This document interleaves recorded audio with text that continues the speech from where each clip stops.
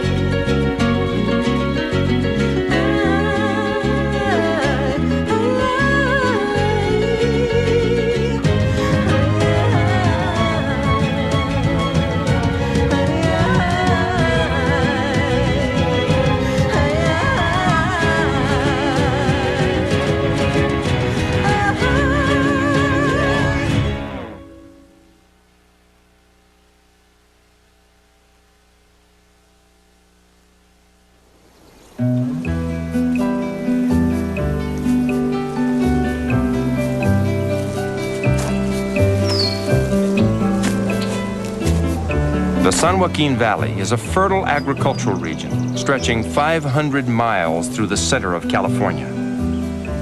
In the early 1960s, migrant farm workers who picked crops in these rich fields knew only misery and poverty. Mr. Pena, how much do you earn a year? Oh, well, about $2,500 a year. So. How much education have you had? None. Never been to school? Well, yeah, a few years and so. Can you read? Not too good.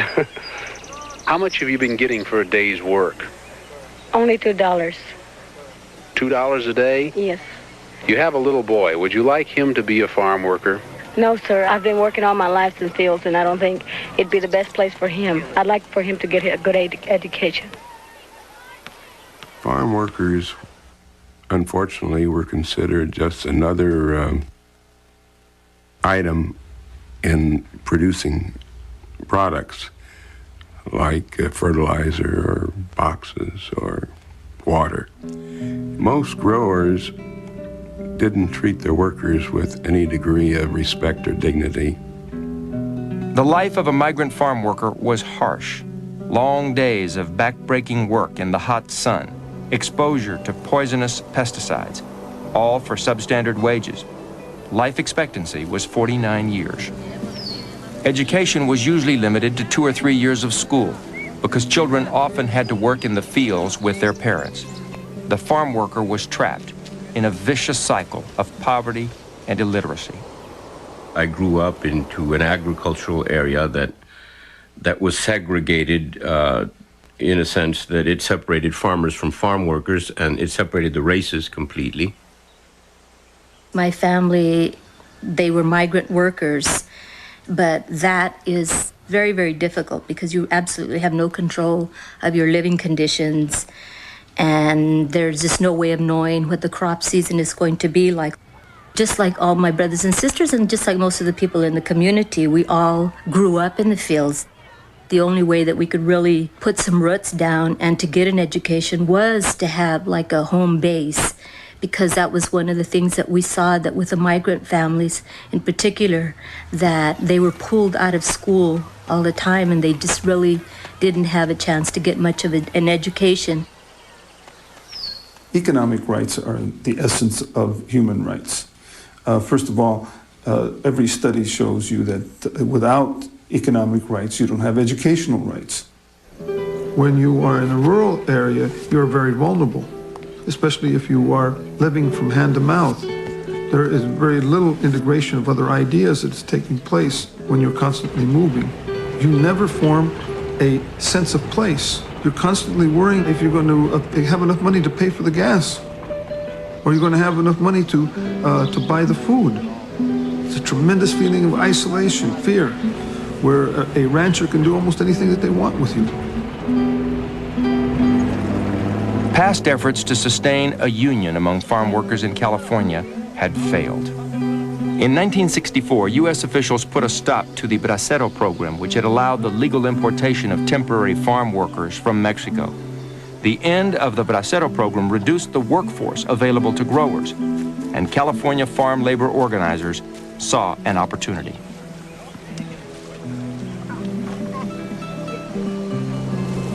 In the summer of 1965, Filipino workers called a wildcat strike against grape growers in the Coachella Valley, 150 miles to the east of Los Angeles.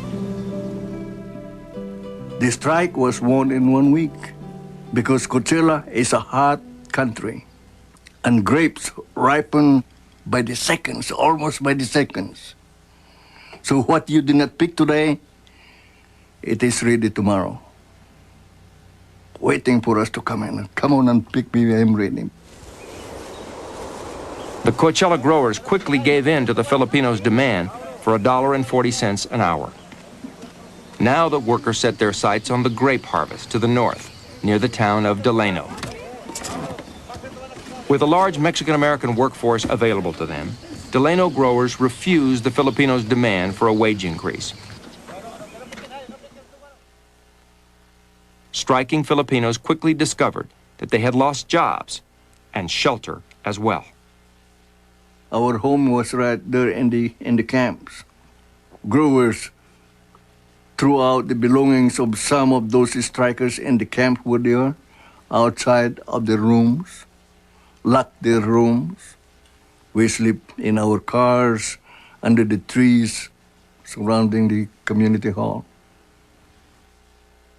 The Filipinos knew their strike would fail without the support of the NFWA, the National Farm Workers Association, a recently formed organization of Mexican-American farm workers. Our plan had been to quietly organize like for 5 years and to try to get the whole San Joaquin Valley organized before we even talked about doing anything like a strike. Then when the strike happened, well, everything, just changed. With the Filipinos on strike, Mexican-Americans now had a decision to make. Most considered it a no-win situation. There was no strike fund. Farm workers had no savings. There was no money to support a walkout for even a few days. In Delano, families lived on a day-to-day basis, constantly on the edge. The strike could be a financial disaster.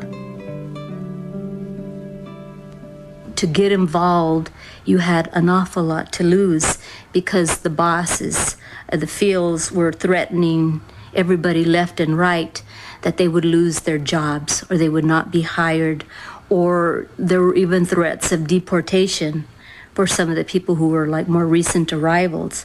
So it was pretty frightening on that level.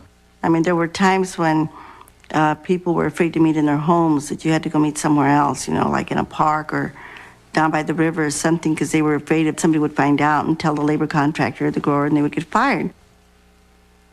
The NFWA called a strike meeting to see whether they would officially join the strike. And it was on September 16th, which, as you know, is Mexican Independence Day.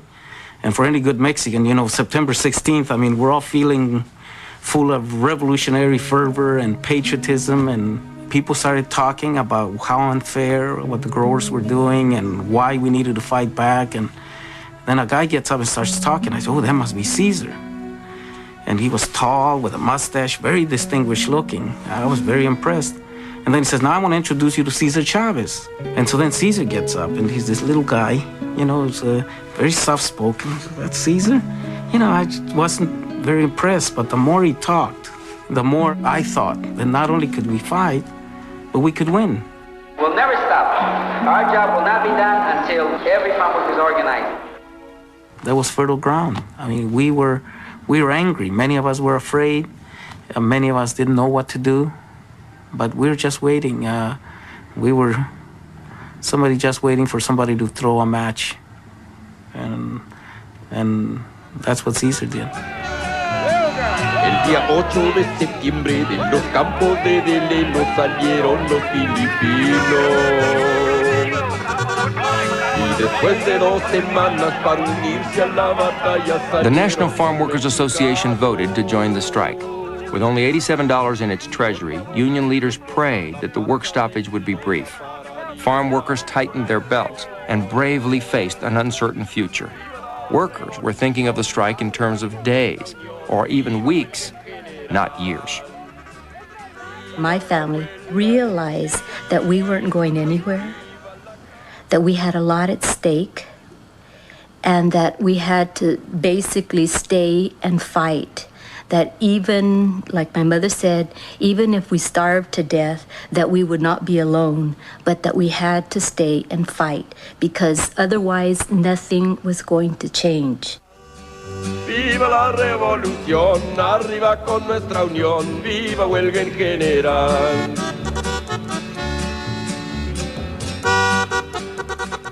All I can say is that the men have to be the judges of their own, what they want. And these men have chosen this type of work, just like farming. Anybody will tell you the farmers are taking the poorest of economics, but yet this is my choice. So the same with these workers. They have chosen this way of life, and if they were not happy, they wouldn't be here. Not all growers were nice people. They just wanted to get their job done. Others were very compassionate to their workers. And so you can't just categorize them all as bad guys or good guys. We came from a hard-working family, poor people. A lot poorer than a lot of these workers that work for us. Of course, it was a different time, a different period, but we were sympathetic to the working person because we did it. Most of the growers in the Delano area settled there in the 1920s and 30s. They came from Southern and Eastern Europe. Every one of these growers, such as my father and others, they were immigrants. They came here with nothing but their hands.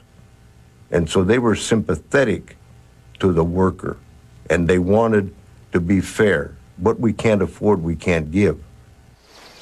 Land was cheap because at the time the valley was a semi-desert, an ideal climate for grapes and other crops requiring year-round attention by farm workers. In 1951, the growers received a windfall when the federal government brought water into the San Joaquin Valley, in effect, subsidizing the growers' irrigation needs. This abundant water supply dramatically increased the valley's yield and transformed small farms into thriving agricultural businesses. I worked in a lettuce patch when I was 13 years old. It's back-breaking work, and it's hot work, and it's dirty work. My memories working as a child in the fields would be summarized in long, long hours, hot fields, having to work in hot fields, feeling that that was it, that's what it was going to be. You know, it was going to be always working in the fields. You know, we live in horrible conditions. We get paid lousy wages. Our kids don't have any kind of hope of going to college or being something different if they want to be something different.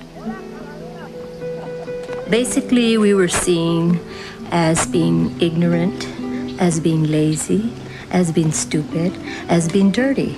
And that's why we were farm workers. And that's why we were poor.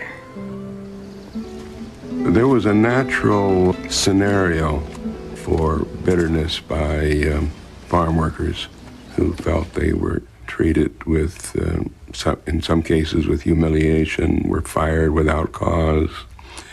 Perhaps there weren't adequate toilet facilities or fresh water. And those were all things that were legitimate grievances by workers that farmers were negligent to improve upon. Come on up, brothers. We are waiting for you. You are earning more money today because the workers here were not on strike on September the 9th, and they are still out on strike. Does it make you feel good to know that you are taking your brother's job? Come on. The NFWA pleaded, cajoled, and sometimes embarrassed reluctant farm workers into joining the walkout. To be successful, the strike needed a strong, unified stand against growers who had power and money on their side. Read it and sign it.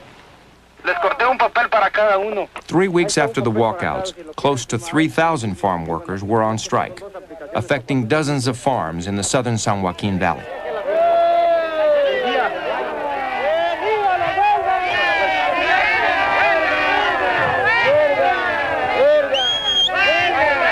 We're fighting for recognition, which is the real guts of it. It doesn't matter now how much money they're offered. They wouldn't go back because what they want is a union before they go back. Let me ask you this. What do you think of the idea of a union for farm workers? I think it's ridiculous. Why do you say that? Well, I won't go into that with you. You ask me what I think. This is what I think. I will say this. Farm wages in the last 12 months right in this area has increased from $1.10 to $1.60 an hour. Isn't that because of the strike? No, that nothing whatever to do with it. What is that because of? I'm not going to go on into these questions with you. One other question. Do you think that without a union, the farm workers can improve their condition and create better? It has been done right here. Quite a bit. Is this camp evidence of that? This camp has greatly improved in the last year. Would you want to live? Since I have been here. Would you want to live in this camp? I wouldn't live here. You know, you're being very impudent.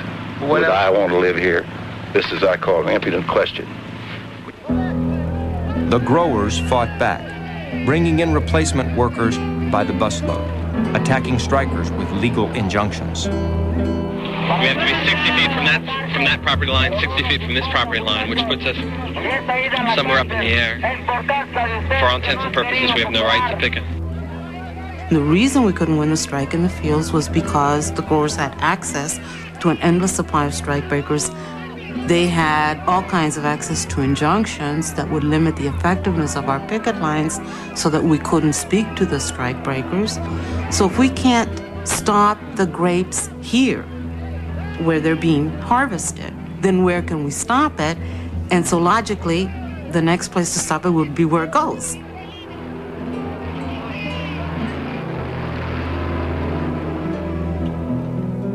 Strike leaders took their struggle out of the fields and into the marketplace, calling for a nationwide consumer boycott against grapes and grape products. As long as you're fighting solely on grower turf, you're fighting, in effect, with one hand tied behind your back. So when you start to boycott, what you're doing is you're expanding the playing field. Out of more than 30 growers being struck, 2 were targeted for boycotts. Shenley Ranch, owned by Seagram's, and the DiGiorgio Corporation, which produced Tree Sweet and S&W products. You've got to get out there with a picket sign and get some action going. And when you put all of those things together, then nonviolence works. And the only way I know to organize... As the strike continued, it became more than a labor issue, and Cesar Chavez became more than a labor leader. We know that those of you who came from the outside, from distant places to be with us, you have come here at sacrifices to yourselves and to your families. Believe me, we appreciate your efforts, and we invite you to come with us and come and visit us again and again here in Delano, where you have many, many friends now. Cesar also made it a movement, a civil rights movement, and he made this clear that it was a civil rights movement. It was not just another union. You see, it was just not another labor strike. He was a national civil rights leader. And he was talking about the same things as Martin Luther King, nonviolence. He was talking about human rights that went beyond just the economic aspect that unions operate. Getting more wages, better labor conditions. How about the children? How about the racism in the school? You see, how about the local cops? And these are the things that the farm workers were about. Que el amor debe ser vivido en las acciones de los hombres. Responding to the boycott, the Senate Migratory Subcommittee opened hearings to investigate the plight of farm workers. Senator Robert Kennedy interrogated the local sheriff, trying to understand why striking workers were being arrested. If I have reason to believe that there's going to be a riot started and somebody tells me that there's going to be trouble if you don't stop them, then it's my duty to stop them. Well, then you go out and arrest them? Well, absolutely. And charge them? Charge them. What do you charge them with? Violating unlawful assemblage. Who told you that they're going to riot? The men right out in the field that they were talking to said, if you don't get them out of here, we're going to cut their hearts out. So rather than let them get cut, you remove the cause. This is the most interesting concept, I think. The fact that somebody makes a report about somebody's going to get out of order, perhaps violate the law, and you go in and arrest them. They haven't done anything wrong. How can you go arrest somebody if they haven't violated the law? They're ready to violate the law. In other words... Could I suggest from the luncheon period of time that the sheriff and the district attorney read the Constitution of the United States?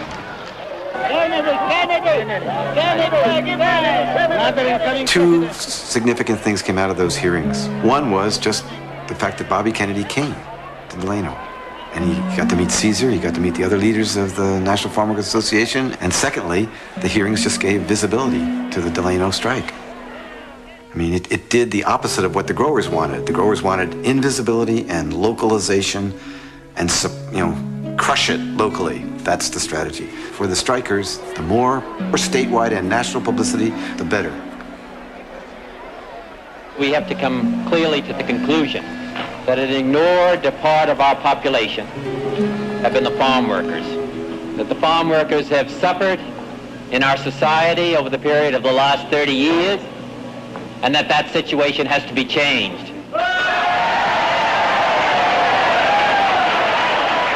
Farm workers had been on strike for 5 months with no solution in sight. Union leaders needed to find a new way to win over the American public.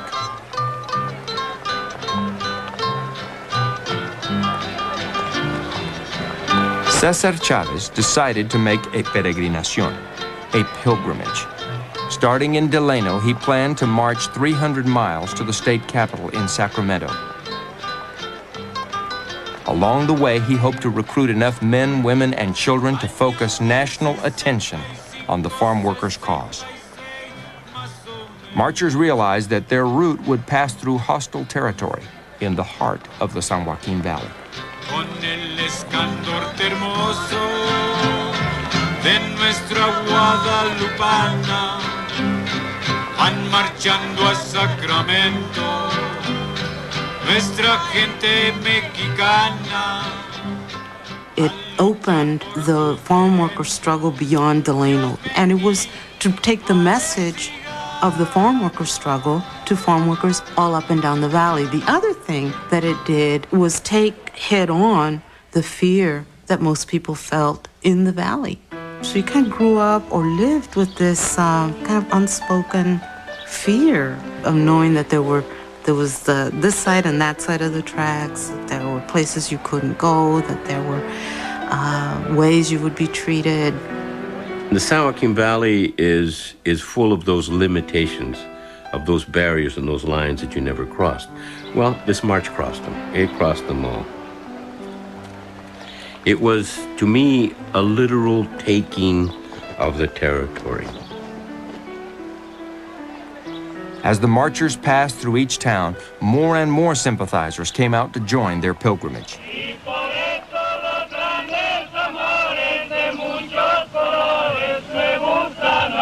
Each night along the route, they attended rallies and listened to updates on the boycotts against Shenley and DeGiorgio.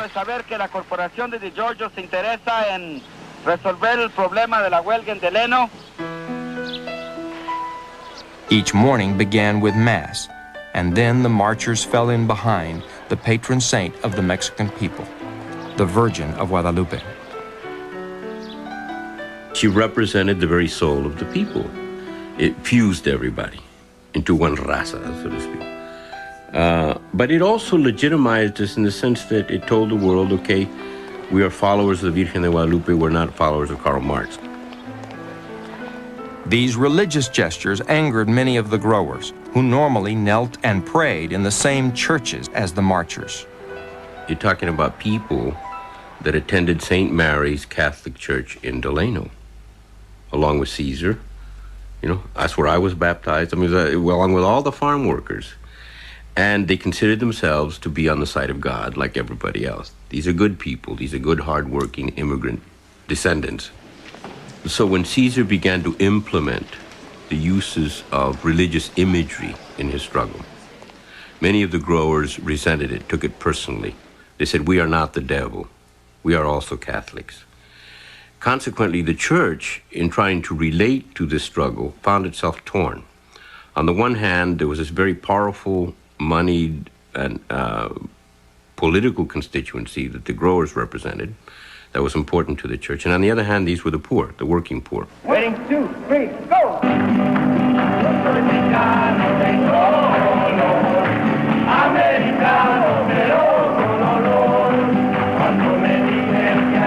At rallies along the march, the farm workers' theater, Teatro Campesino, performed skits ridiculing the growers.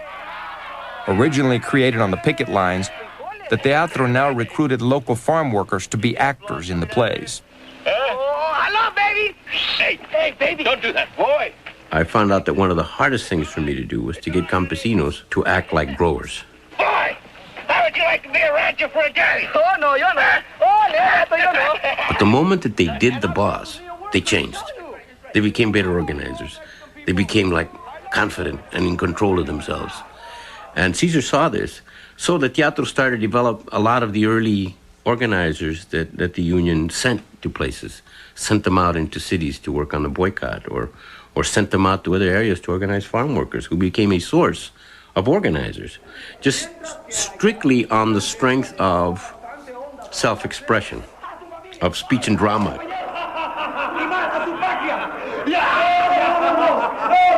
No hay nada más bajo que un esquirol, esquirol, esquirol, esquirol.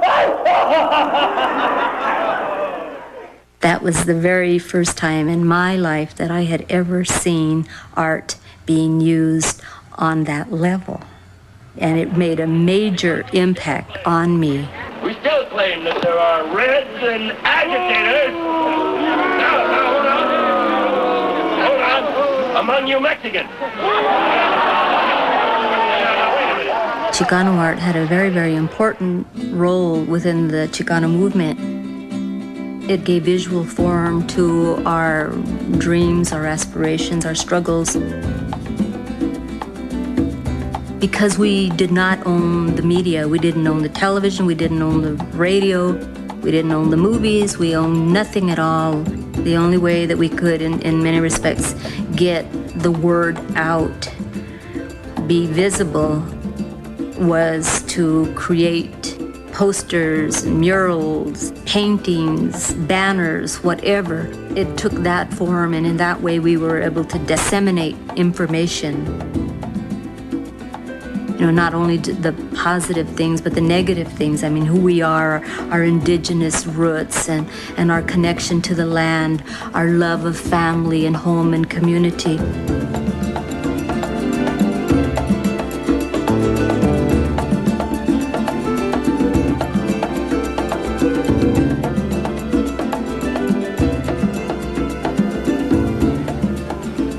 21 days into the march, the line of demonstrators stretched for miles through the San Joaquin Valley, and news arrived from Delano. The Schenley Corporation, concerned about negative publicity for its Seagram's label, was ready to negotiate. The farm workers had won their first victory. How'd you feel when you stopped all of a sudden? They told you that Schenley had Oh, I felt like hugging everybody, man. I mean, you know, all of us that were all together, we were all marching and everything. We were just about giving up hope, man. We didn't think anybody would, you know, cooperate. But when we heard about it, we were real happy. I sure felt good, by God. Still refused to negotiate. they announced that they will not recognize the association and they will not bargain with us. So, que siga la huelga. Easter Sunday, 1966. After 25 days on the road, 10,000 marchers arrive at the state capitol in Sacramento.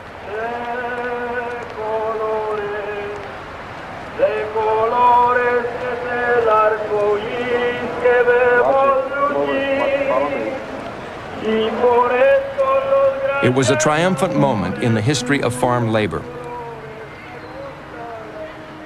As he had done so many times during the march, Cesar Chavez read from the plan of Delano, which clearly laid out objectives of the farm workers' movement. The Mexican race has sacrificed itself for the last 100 years. Our sweat and our blood have fallen on this land to make other men rich. This pilgrimage we make symbolizes the long historical road we have traveled in this valley alone, and the long road we have yet to travel.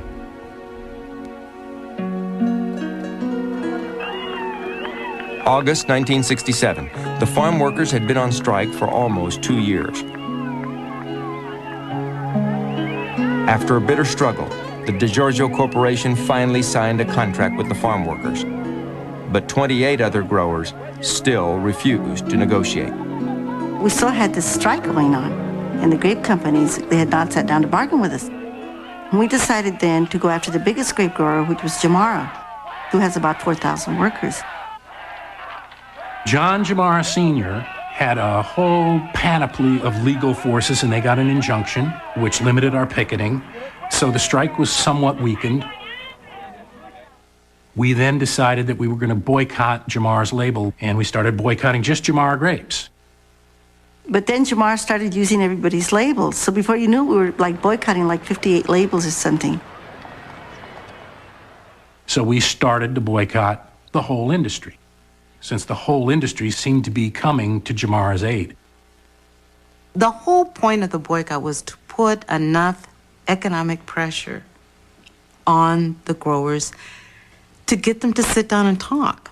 That's all we wanted, was to get them to sit down and talk like reasonable people about what conditions and what wages people would work for.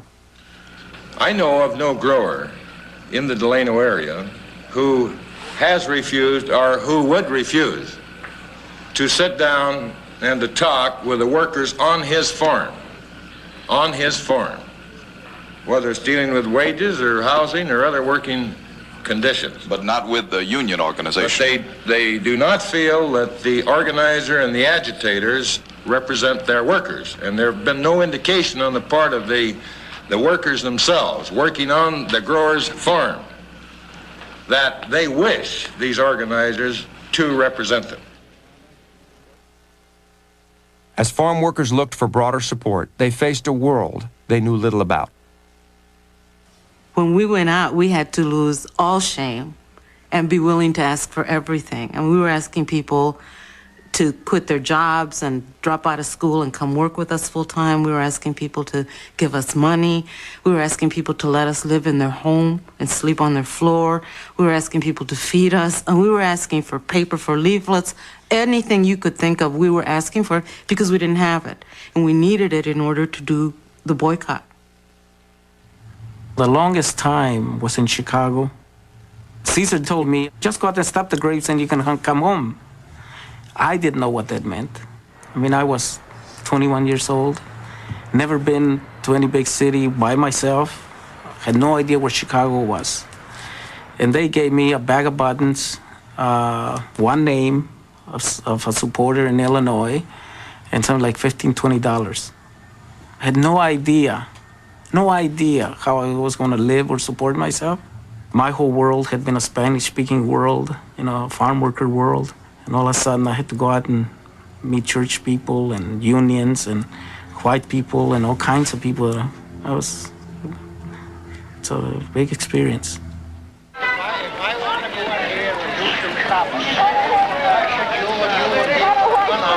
There were so many people that before the farm workers' boycott began, they hadn't stopped to think about where the things that they ate came from and who was involved in getting the food on their table. The public really responded. They were very, very supportive. And then we took that support and put it and put pressure on the chain stores. We started then telling people, don't patronize this store. Go somewhere else where they will take a stand. The retail food industry is sympathetic to their cause. We understand what their problem is, but we just can't subject ourselves to the demands that they're making. We tried to work with them, but they're not willing to listen. Little by little, the boycott strategies took hold in cities across the country as mayors and religious leaders came to support the farm workers' cause. Therefore, we have supported this great boycott in New York. Dr. Costello. Soon, Americans from all walks of life began to support the boycott. The FFL-CIO joined in, and the boycott spread to Europe. In England, Sweden, and France, dock workers refused to unload California grapes. For young Chicanos and Chicanas in the cities, the farm worker movement became a pivotal experience. Many young people went to Delano and came away with a new sense of what it meant to be Chicano. I think it was the Farm Workers Union that really became the heart and soul of the Chicano movement, because it was the most visible in many instances, because it was the most vulnerable, because again we were supposed to have been the most ignorant and unorganized and isolated, and I can go on, yet people were still out there taking a stand in some of the most dangerous, brutal, vicious conditions that you can imagine. And yet people were out there. So I think they were really an inspiration.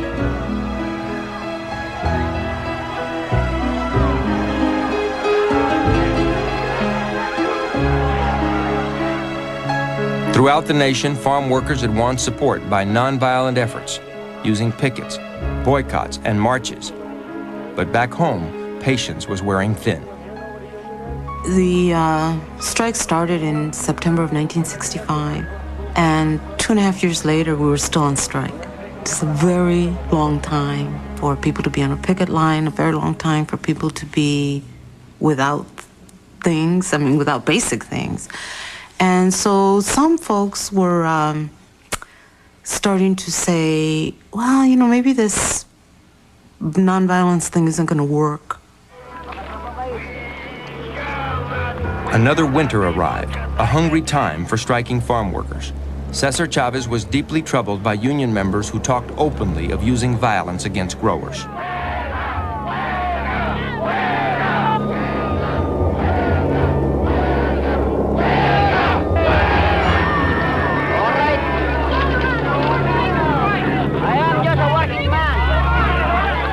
Caesar had read Gandhi.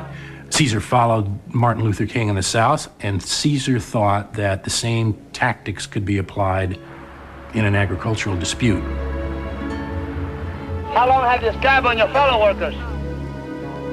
You say probably somebody else is going to win my battles and I'm going to gain by it. That's not the point. If everybody thought that way, there wouldn't be a strike. We'll still be in the same lousy condition we were. We're not trying to... As voices grew angry, Chavez made a pivotal decision. On Valentine's Day 1968, he began a fast, refusing all solid food, drinking only water. It was the ultimate nonviolent act, but it confused many of his followers. We didn't have a coherent union yet. Now, Caesar decided that since the rumblings were going on, he was going to show people what guts was all about. And he announced one day that he was going to march out to the gas station at the 40 Acres in Delano and fast, so people could think about nonviolence. It was a complete stunner. There weren't enough hours in the day, enough days in the week to do the work, just to keep the union moving forward. And here is the founder of the union, the leader of the union, saying, time out. There was a lot of grumbling about the fact that we needed Caesar as the leader of the day-to-day operation of the union, and some felt that we didn't need a visionary at this point, or we didn't need a dreamer, or we didn't need a martyr, or we didn't need some type of religious figure of some sort. But we needed a hard-nosed organizer, a day-to-day person who was going to give direction and keep us moving. We had a press conference with all of the labor leaders in New York to tell them about the boycott, this all-great boycott that we're going to be doing, but also at the same time to let them know that Caesar is fasting. They got very upset. I mean, some of them became almost physical, you know. What's the matter with this guy? Is he crazy, you know? That isn't the way that you organize a union. And in Delano, a lot of the volunteers that had come to help us, they left. They left because Caesar was fasting. Because some people, some religious people that we had, they said, oh, he's trying to play God. They couldn't understand the spiritual power of the fast.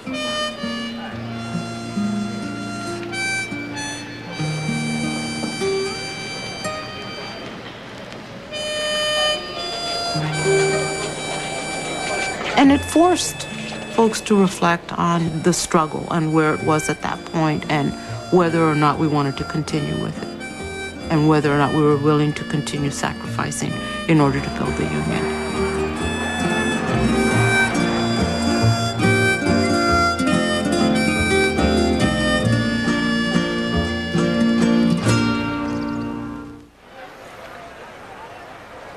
Chavez was ordered to appear in court for a hearing to determine if the union had violated an injunction by picketing the Jamara farm. Almost 2 weeks into his fast, Chavez was weak, and his health had suffered. I remember waking up that morning and feeling pretty damn scared because here I had a guy, my client, who's on the 13th day of a fast, and I didn't know if these jerks were going to throw him in jail. So I went to pick him up early, and I remember it was a foggy morning, and coming out of the fog, the headlights of farm workers' cars started coming, and they just came endlessly. It felt so great to see all those workers headed to the courthouse. And we had about 3,000 workers at the Kern County Courthouse. They were lining the walls. They were very quiet. And Jamara's attorneys wanted to kick us out. And the presiding judge that day was a guy named Judge Osborne. And I remember going into his chambers and arguing with this guy, Bill Quinlan, Jamara's lawyers. And Osborne said, basically, you know, Bill, if we kick these workers out, it'll be just another example of goddamn gringo justice. That fast transformed enemy territory into our territory because just the presence of 3,000 peaceful, nonviolent farm workers in the courthouse changed the attitude that the workers in the courthouse had toward the farm workers. They weren't misbehaving. They were human beings. So I think that Caesar's commitment to nonviolence did a lot of things. First, the general support of the American people was dependent on it. The boycott was dependent on it. But more importantly, that fast and that commitment, I think it was the glue that made the union a union.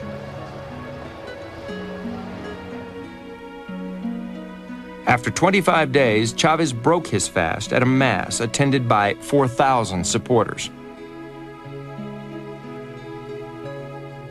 Senator Robert Kennedy was at his side.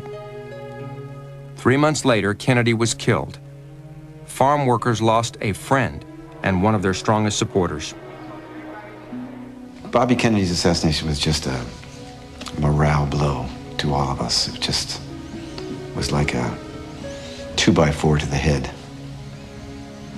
Because he was not only a public figure, you know, to give visibility to this cause, but it was in his heart, and you could tell.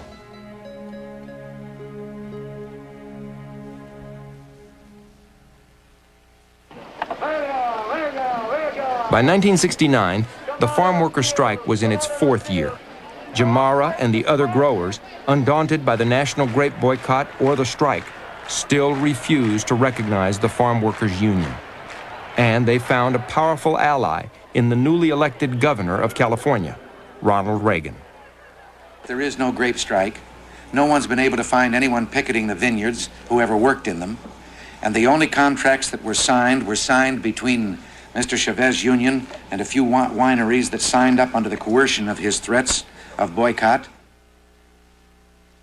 The farm workers, faced with dwindling resources and low morale, renewed their efforts in many U.S. cities to expand the national grape boycott. What they did, they went to the East Coast. They went to New York. You have to remember, this was a time of the Vietnam War, the radical movement to the left. There was a strong movement of this type. Well, they had hundreds and hundreds of people scattered in at least 50 cities, and they were pressuring supermarkets and retailers not to handle grapes. By early 1970, the boycott began having an effect. Shipments to the top grape-consuming cities were down by 22% and continuing to fall.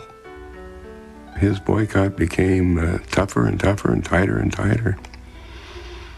And I could see it meant destruction for most of the growers. In Chicago, Eliseo Medina realized that all his hard work was finally producing results. There was an announcement made by the chain stores. They were going to stop selling grapes. They were going to stop selling grapes. And then it's, oh my God, so we call California. You know what there is? Just said, we just got the same reports from Detroit and from New York and from all of these places. Reports started coming in that chain stores were doing this. That's what killed us. And we had stores tell us, look, we can be sympathetic to you, but we cannot tolerate this kind of damage. That's what brought us to our knees, not our workers. It is my belief that in friendship with Cesar Chavez and with his workers, that this will be a constructive solution to the problem. On April 1st, the National Farm Workers Association signed a contract with Lionel Steinberg of the Freedman Ranches. I will try as hard as they will try. We did feel that he would be probably the first one to sign a contract, and he was, because he did have a liberal reputation, and also was a lot better with his workers than some of the other growers were. We knew he was a man with a conscience. I had the union label, and immediately some of my customers, much to my surprise, started telephoning. They wanted to buy my grapes. And in this respect, I did have a temporary advantage, because my grapes are worth $1 or $2 a box more than the non-union grapes were. The dynamic of having union grapes reinforced the power of the boycott, because stores didn't want farm workers picketing in front of their front door.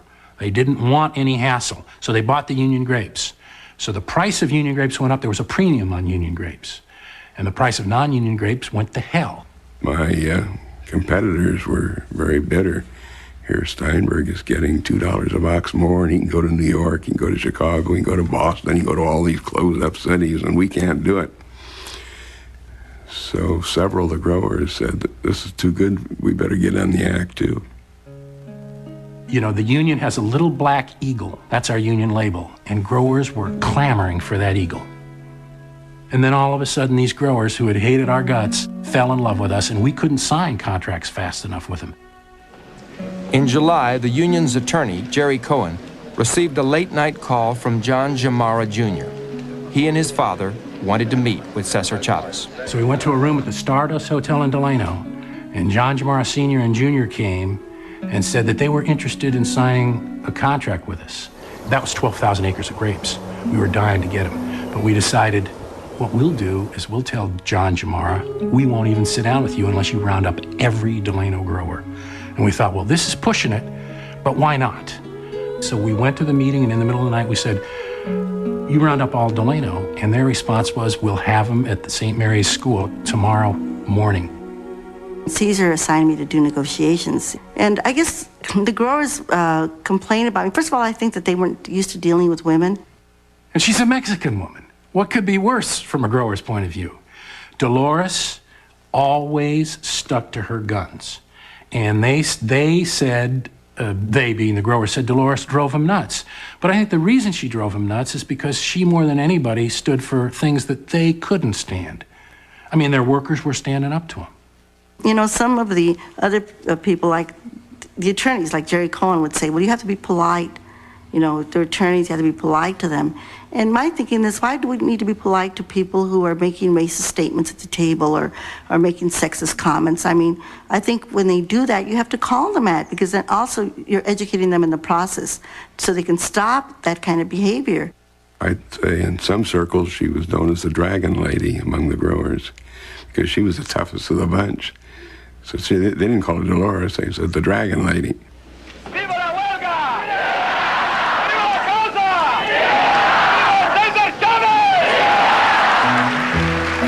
On July 29, 1970, the growers and farm workers met to sign the contracts at the Union Hall in Delano, almost 5 years after the strike had begun.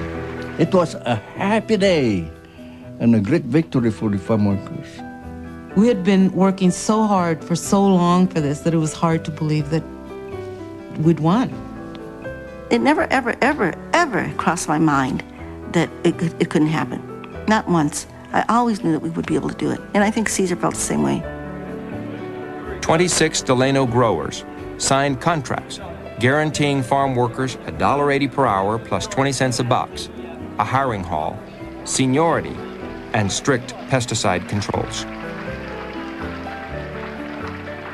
The boycott, the strike has been a costly thing not only to us but also to the employers.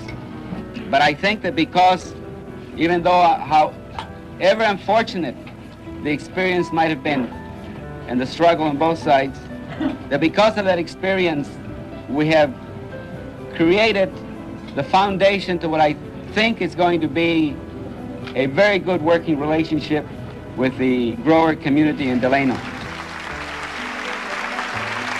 10,000 miles begins with a single step. You've taken that single step. I wish you luck on the balance of the trip, and I hope that with this foundation, you can move on to greater things and will prosper, and so will you. The signing of the table grape contracts was pretty heady stuff. Not all growers were happy with the outcome. I felt that I betrayed my workers. And the time when we did sign with him, that was not my workers' option. That was mine, my brother's. I wouldn't have done it. I'd rather have died that day, I think, than have done it. But we did. Is this the turning point? Well, it's certainly the beginning, I guess. It's a turning point in one respect, and that's that I think that now there's no dispute that we do have a union, but we have an awful lot of work to do. There was more work to do. The vast majority of farm workers remained without a union, a condition that would mobilize organizing efforts for years.